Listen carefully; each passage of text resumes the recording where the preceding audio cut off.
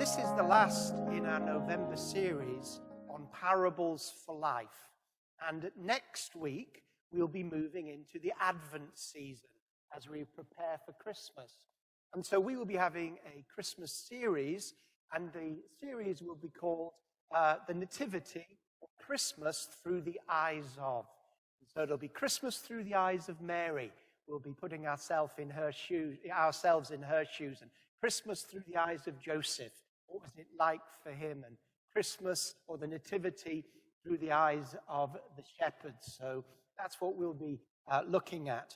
But we're finishing on the short series on parables for life by looking together at the parables, or some of the parables, about the second comings. Parables or stories that Jesus taught in order to convey spiritual truth. And often he would use parables and stories from common life that people could relate to. And through them, he would convey very powerful kingdom and spiritual truths. Now, I'd like you to turn to your Bibles, please, to Matthew 24. Don't rely always on the scriptures we'll put up on front of us, because it's important that you see context around the scriptures given to you. And although I'm going to read to you, I am going to give a context which will require you to turn in your Bibles to see other verses. So turn in your Bibles to Matthew chapter 24, so you have it ready for you, whether that's on your phone or on your Bibles, because that will help with the context. So we're going to speak about where Jesus is talking about when he will return. When he was taken up into heaven in Acts chapter 1, his disciples saw him physically ascend to heaven, where he is seated right now at the right hand of the Father, interceding and praying for us. That's been his ministry for 2,000 years or so. But the angel said to the disciples as they were staring up, he said, don't keep looking up at the sky, because just as Jesus went to heaven physically, so he will return. We call that the second coming. At the end of history, Jesus will return, and he will set everything right. He will come to redeem his saints, those that have died in faith. Their bodies will be raised from the dead, 1 Thessalonians tells us. We, if we're alive when Jesus returns and we're believers, will be raptured at the same time to greet him in the air with the army of angels, and then accompany him down to earth, where he will judge the nations and herald in an era that will result in a new heavens and a new earth. So Jesus, in these particular parables, is talking about the fact that no one knows when Jesus will return to earth. It could happen at any time. Matthew 24, verse 36. But about that day or hour, no one knows, not even the angels in heaven, nor the Son, but only the Father. As it was in the days of Noah, so it will be at the coming of the Son of Man.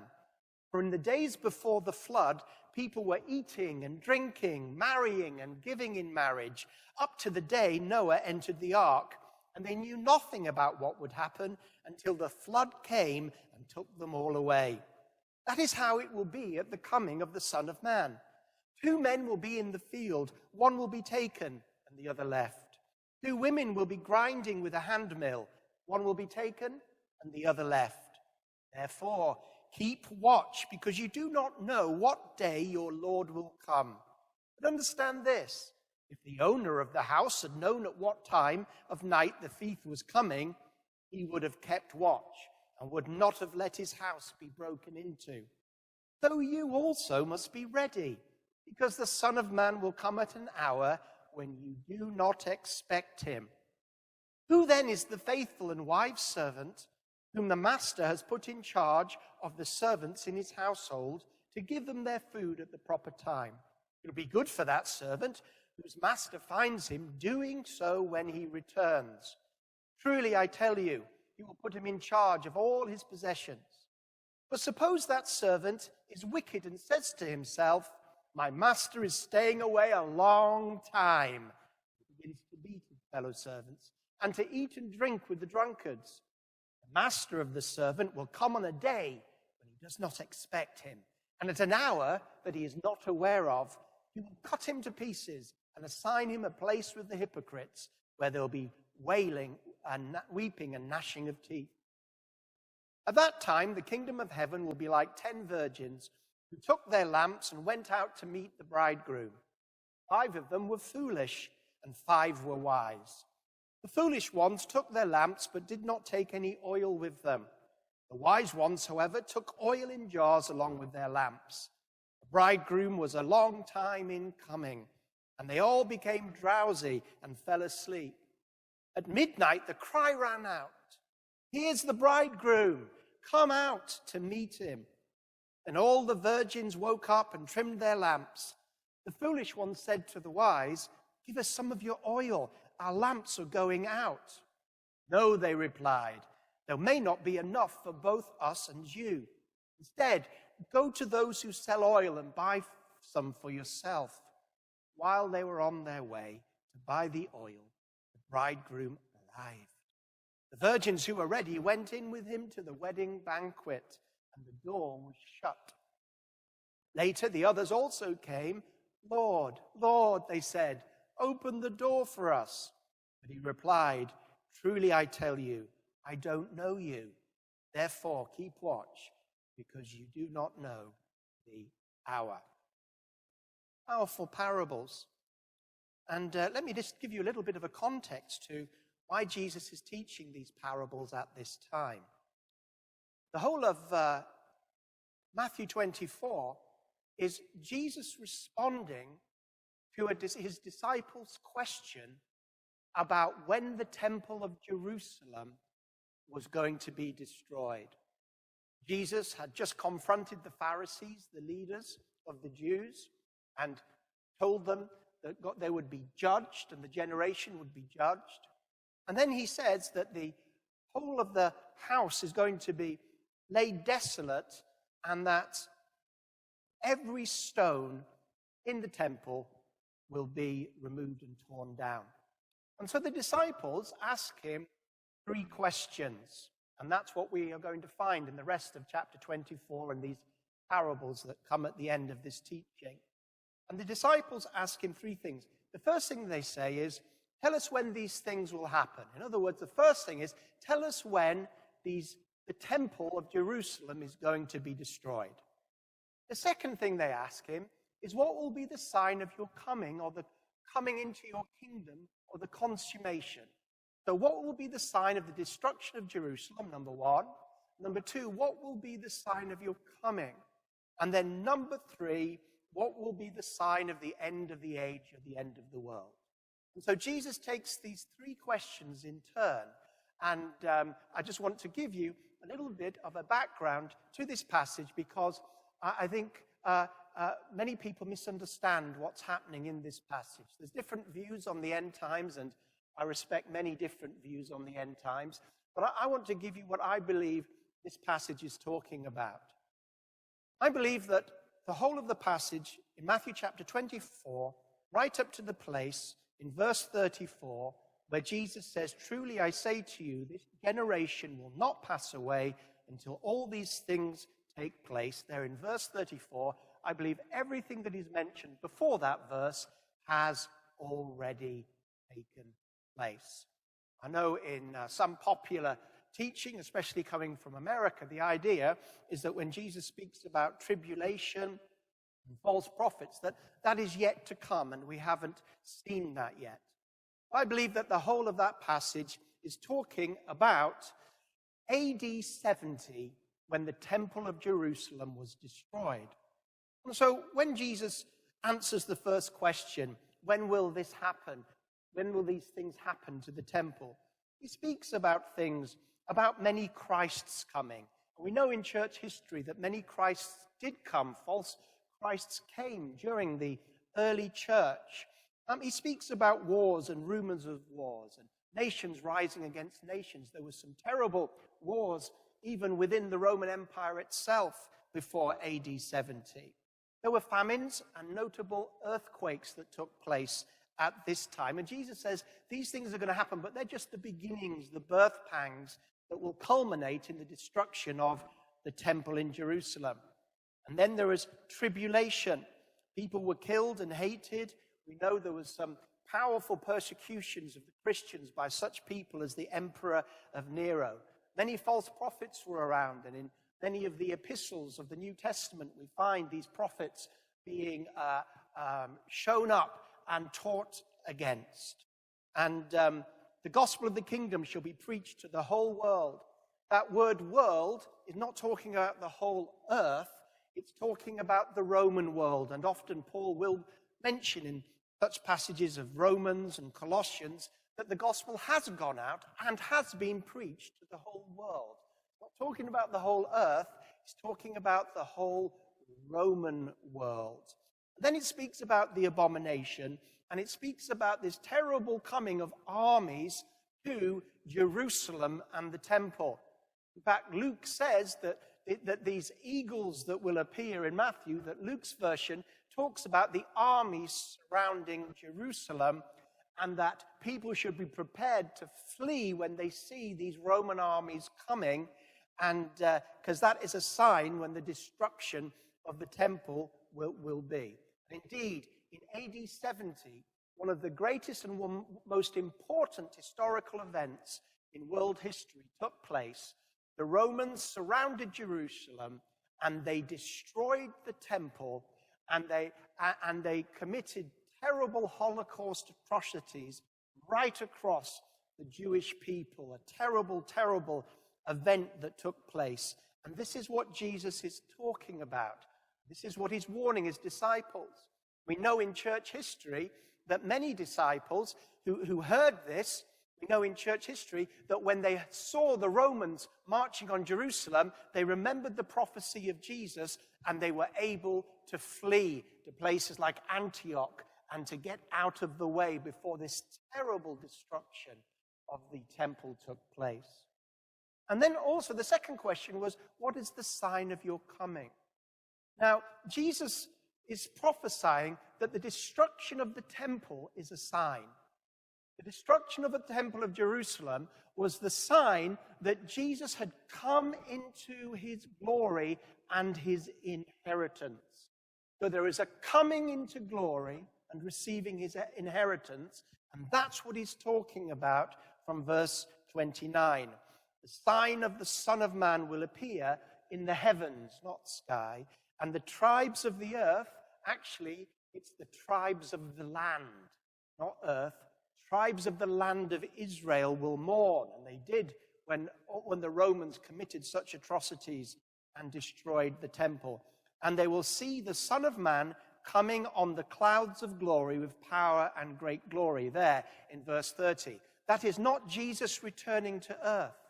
That is a quote from Daniel 7. And in Daniel 7, when the Son of Man comes in the clouds of glory, he's not coming to earth, he's coming before the Father to receive authority over all kingdoms. So this is the sign that when the temple of Jerusalem in AD 70 fell, it was the sign to the earth and to the people that Jesus had entered into heaven, and his coming into his glory and his kingdom had fully arrived.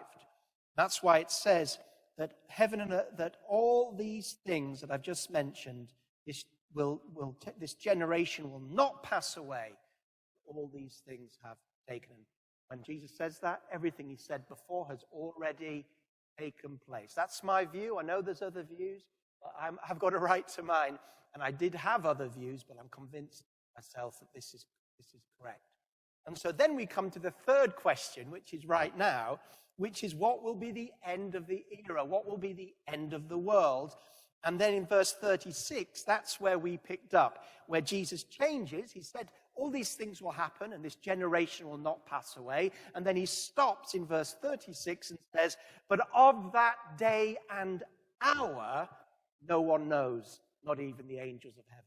So before that, Jesus is saying, the temple of Jerusalem is going to fall. It's going to be the sign to the world that the old order is over, the old temple is over, and that I have come into my fullness of my glory, and I have received a kingdom that will never perish, and a kingdom that will grow and grow. And then he says, but now the third question you're asking, what will be the end of the age? When will I bring in the end of the age by my return to earth? Well, nobody knows when that's going to happen. I can't tell you the signs that will tell you, because there isn't any signs. In fact, I don't even know right now, Jesus said. I don't even know. The angels don't know. I don't know right now. I'm sure he knows now he's in heaven. But I don't know right now when this will happen. The picture is that Jesus' return and the end of the age will be unexpected, as we've read, and that you can't plan and you can't predict it. This is one of the problems with some versions of end times theology. People are looking for things that have already taken place. They're looking for a great tribulation. But these things have taken place. And so when they're looking, they're saying, oh, Jesus couldn't possibly return today or tomorrow. He couldn't possibly. Why? Because we haven't seen the Antichrist yet, and we haven't seen whatever interpretation they want to give it, Russia invading Israel. We haven't yet seen the mark of the beast. And one day what we'll do is we'll have an Emmanuel School of Ministry where we will look at the different views of the end times. And I'll give them to you, and then you can make your decision, as I have done, which one you want to do. But I believe the mark of the beast has already taken place under the Emperor Nero. I'm just throwing this out because people are so sure what they believe of, but there's a totally that we have to keep our minds open and study different views. So here, the first parable is like, as it was in the days of Noah, if we can have it up, please, so it will be at the coming of the Son of Man. And so you get this picture that when Jesus comes back to earth, it's going to be a bit like the days of Noah. Have you ever thought about the days of Noah, what it was like? There was one man and his family that knew what was coming. Even though Noah was a preacher of righteousness, nobody believed a word he was saying. Just like very often it feels nobody believes a word that we Christians are saying in this godless, Christ-forsaking society. But imagine, they're going along, they're planning their weddings, they're eating, they're drinking, they're thinking about their careers, they're assuming that next week's going to come, next month's going to come, next year's going to come. They're hearing these apocalyptic echoes from a nutcase called Noah, who's building a huge ark in the middle of the desert where there is no water. But that's just a bunch of Looney Tune Christian-type people. You see what I'm saying? And so they're just living, and every day and every week, and Christmas comes, and next Christmas, well, you know, I'm speaking, preaching. And it just comes, and it comes, and we're going to be, nothing's going to change. The way it is yesterday is the way it'll be today, and the way it'll be tomorrow. And they're eating, they're drinking, they're getting on with their life. Then bang! Oh, some of you are asleep. I do that more often. I know it's cold. You're sort of like, ooh, ooh. Bang! Out of nothing, clouds begin to rain like a pour that's never happened, and the deep opens its waters, and before you know it, everything has changed. The atmosphere has changed, history has changed, and it's too late.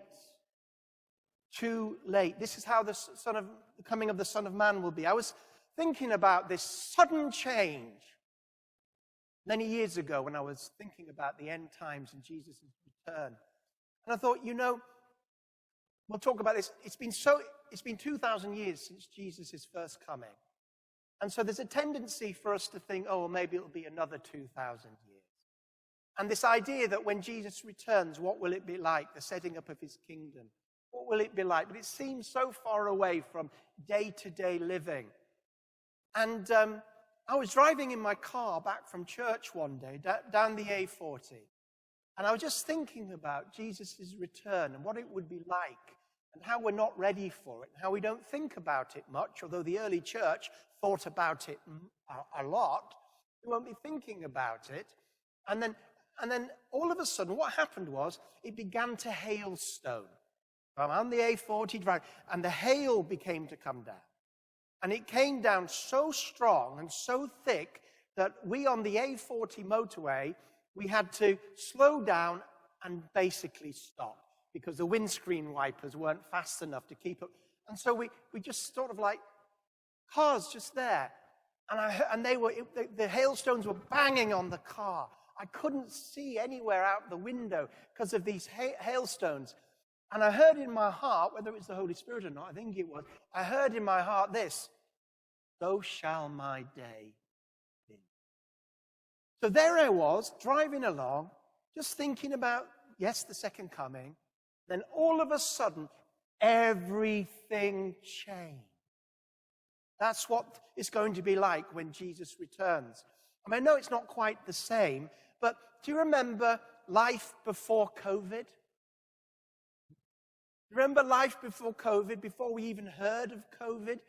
The way we lived, hopefully we're not going to go back to some of the stuff that's happened, but we lived, we didn't think about it, we took things for granted, and then within a very short period, life had changed, hadn't it? Masks became mandatory. We could only, everything changed. And after a while, we sort of had to get used to it, didn't we? It's amazing how human beings can get used to something that happens that changes the whole world. And so when Jesus returns, it is going to be surprising, shocking. Most people aren't going to be ready for it. And then everything will change. And the initial surprise will give way to, oh my goodness, all right, so now everything is different. Just like the initial surprise, what does this COVID mean? After a few weeks and months, we got used to trying to live in this new environment. So don't think because Jesus' coming could come at any time and it will come in a shock wave. Don't think that, it's not going to come. Because when it comes, everything will change forever. The second thing that Jesus says is 2 men will be taken in a field and 1 man will be taken in the field and 1 left. One woman grinding and the other left. Again, the picture is of people going on unawares, not thinking that anything strange or different is going to happen, let alone the return of Jesus. That they're in the field, that they're grinding the corn, they're about their daily business. This is the point, just as in the time of Noah. About their daily business, having no idea what was about to come or when, unaware.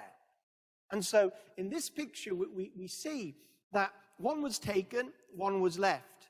And so when we talk about the surprise of Jesus' coming, there isn't going to be any real sign or picture that Jesus is, or event that Jesus is just about to come. You can't predict it. If you could, you wouldn't be out in the field, would you? If you could, you wouldn't be making bread. I think of it like this, and when I teach about Jesus' return to Bible students, I usually use this image. Now, I've just said, no person knows the day or the hour. Well, many have tried to predict it, okay? Nobody knows, no human being knows the day or the hour when Jesus returns. That's Bible. But just go with me and imagine with me for a moment that the Father let us into the secret of the actual day and hour that Jesus was going to return. He won't, but imagine if he did. Imagine if we knew, if the Father sent an angel to us. Well, we wouldn't believe him anyway, but it's just a story. And said, in 1 year to today, Jesus will return. Imagine, it's a story. And we knew this to be true. We knew that he was coming back in 1 year today. All right, just go with me here. It's just an imagination. How would you live your life knowing that you literally had 1 year to the day that Jesus returns? What sorts of decisions would you make? What priorities would change? If you really knew it wasn't a joke, it was real, that he would come back in a year, I think it might change some of the ways that we plan our lives. But what if we were told that Jesus was coming back in 1 month today? We got 4 weeks, folks, and then Jesus is going to return. How would you adjust your life? Would you just go on and say, oh, well, whatever, I'm saved? Or would you think differently, act differently, do differently, talk to people differently, get in touch with people that don't know the Lord? If you knew that in 4 weeks today Jesus has returned, you wouldn't just go on life as normal.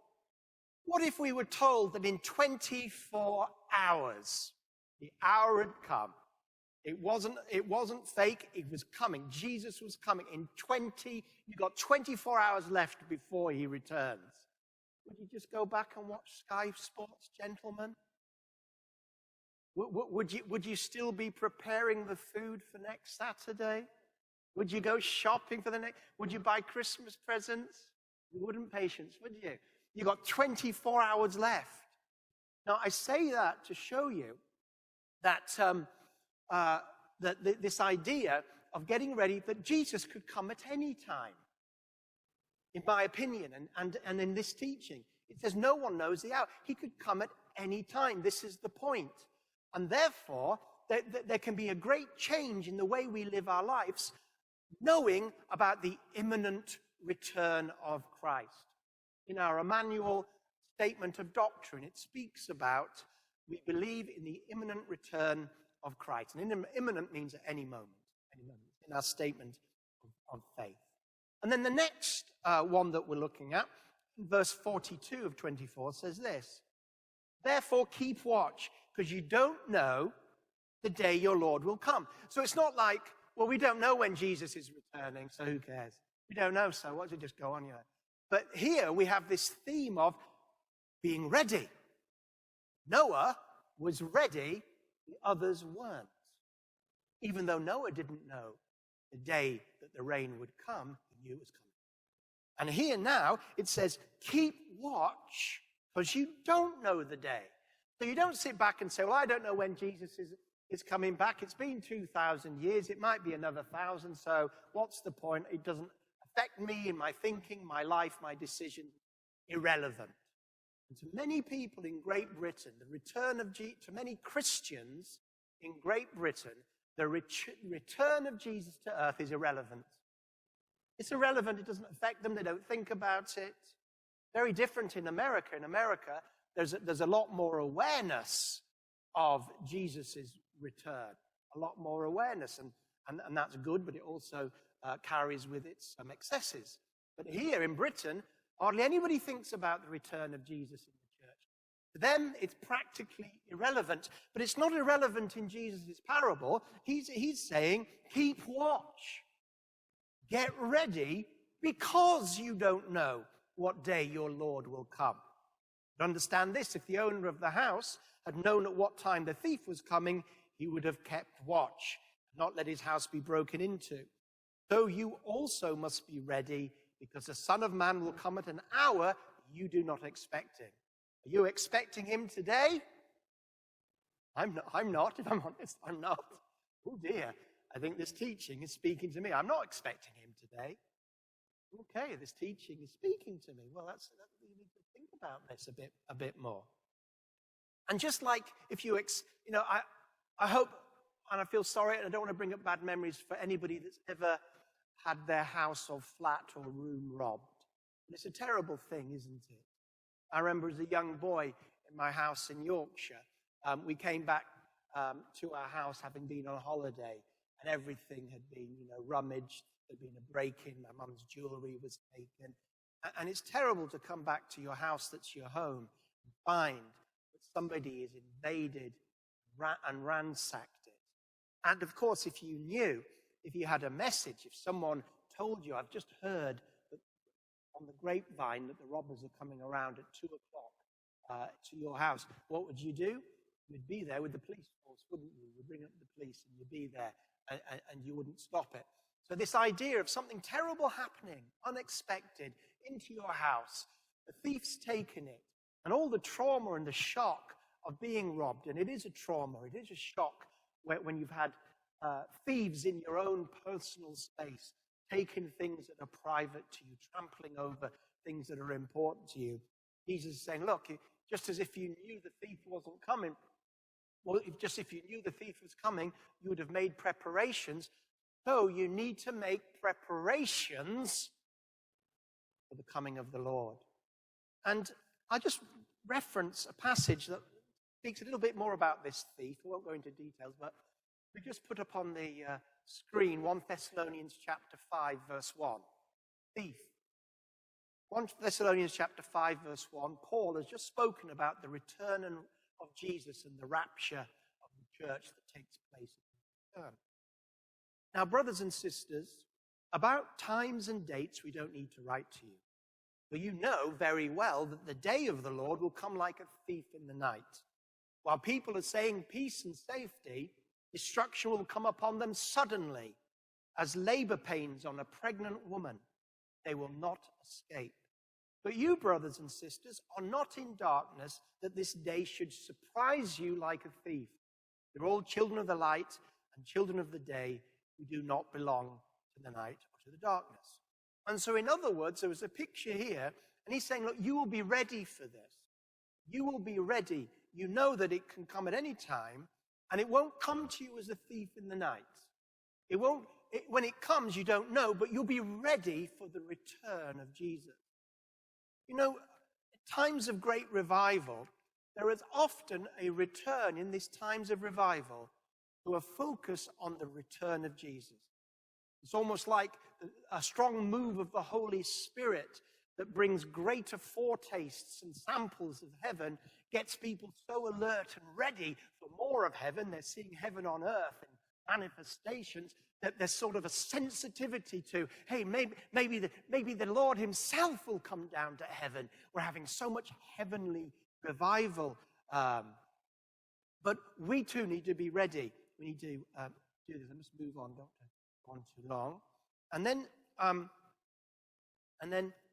the servant who the master puts in charge, from verse 45. Enough to say this, is that a servant is put in charge and the master goes away. And the master stays away a long time. And then the servant begins to act as if the master will never return. So in this picture, we have this fact that it's been 2,000 years and counting. Is he ever coming back? Let alone is he coming back today? Will he be coming back in our generation? Oh, plenty of generations thought they were the generation that Jesus would return. They were wrong. Maybe we're wrong. Oh, he'll probably won't come back till I get married. And some young singles are hoping, I hope he doesn't come back till I get married. I remember when I was single and getting ready for marriage, I was thinking, I hope the Lord lets me get married first, so I can enjoy marriage for a while. But, you know, it's been so long that our senses can get dulled. 2,000 years of Jesus not returning to the earth physically can dull the senses, can't it? Can that get this idea that he might come back at any time? Oh, really? Really? I don't think so. It's been 2,000 years. But this is what these parables are there to keep us stimulated about, to keep us aware. And so here's a man looking after a house and not realizing that one day the master will return and he'll have to give an account. Whether the Lord comes back in your lifetime or not, when you die, you will have to give an account of your life. So either the Lord is going to come to you or you are going to go to the Lord. And on both counts, we need to be ready and live in the light of the fact that Jesus may come at any time and that we too may go to Jesus at any time. No one knows the hour or length of their lives but God. Are we ready? Are we living in the light of the change that is going to come when Jesus returns, or indeed we go to be with him? Are we just living like we're going to be like this forever and nothing will ever change? Are we careless in our thoughts of the Lord? Are we careless in our stewardship of what God has given us? This was a careless steward who just didn't really care about the master coming back, didn't think the master would come back, pushed it away and just lived for now. These parables are telling us we live now. We have to get on with being in fields and making bread, but we also need to carry with us, what if the Lord comes? Will I be found doing what I'm meant to be doing? What if the Lord comes? Time is short. What about my priorities if the Lord comes sooner than I think? What about if I go to the Lord sooner than I think? Then finally, I don't think I need to go in detail. We've got the wise virgins, haven't we? And the foolish. Again, it's the same thing. Jesus is pushing this home again and again and again. You got the wise that have oil, they're ready. They're ready. They don't know it, but they're ready. Come, Lord, I'm ready. I'm ready. I don't know when you're going to come, but I'm ready. If you come today, I'm ready. If you come tomorrow, I'm ready. If you come next, I'm ready. I'm ready. I'm ready. I'm ready. They were ready. Then you have the ones, the foolish, they were asleep. You know, there's a danger. We read in Thessalonians, it speaks about about being sober and alert, not asleep. When you're asleep, you're living in a dreamland. Dream that's not real. When you're asleep in your dreams, you say things you wouldn't normally say. You do things you wouldn't normally do. Things happen that don't happen in real life. You're in a dream world. But you see, for many Christians, the fact that Jesus is returning is more like a dream. More like oh, well, yeah, of course, yeah, whatever. But actually, when Jesus returns, those that are ready for him, they'll be like the wise virgins. They'll be awake. They've got the oil. They're doing what they're meant to be doing. They're ready. They're ready. They're ready. Come, whenever you want, Lord. One of the great calls in Revelation was Maranatha. Maranatha. Come, Lord. I'm coming soon. 2,000 years. And don't give me that, well, 1,000 years is a day. No, it's not like that at all. That's not, Even so, I'm coming soon, Jesus says at the end of Revelation 3 times. And you say, well, don't think like that. I tell you what, every day is nearer to Jesus' return than the day before. Yet, you see, you have to shake yourself. Ooh. Like when you wake up in the morning and you've got slumber, and what do? You don't put on the warm water, you put the cold water on and you splash your face. Oh. Today I didn't come in my car, I came by train. And so I had to stand on the station waiting for the train. Oh, I tell you what, I was awake. Normally I'm in my car listening to, Premier Praise, just going along, driving. I'm like freezing, going, where is this train? It's late, it's late. I was awake. And so these truths are telling us we have to, that's quite good. I could join the worship team. Play the cheek. You've got to keep yourself awake. You've got to keep this alive with you, like the one. Because the virgins that weren't ready, they were asleep, they were slumber. There was no hurry, they were in dreamland. And so as we finish these parables, and I ask for the worship team to come, we're going to end by singing a song about Jesus coming in the clouds. As I finish this, all the parables that Jesus taught are to work on the inside of our lives. We should never just take the parables for granted, because if you think you understand a parable, you don't. Parables are revelation. They speak to hear even more than hear. It's not about just understanding with your mind. It's being impacted and encountered in your heart with what these parables are. Jesus is coming sooner than you think. Are you living in the light of that? Let's change and adjust our thinking, our decisions, the way we take each precious day, the way we use our gifts and our ministry. Let's be found ready, doing what God has called us to do when he returns.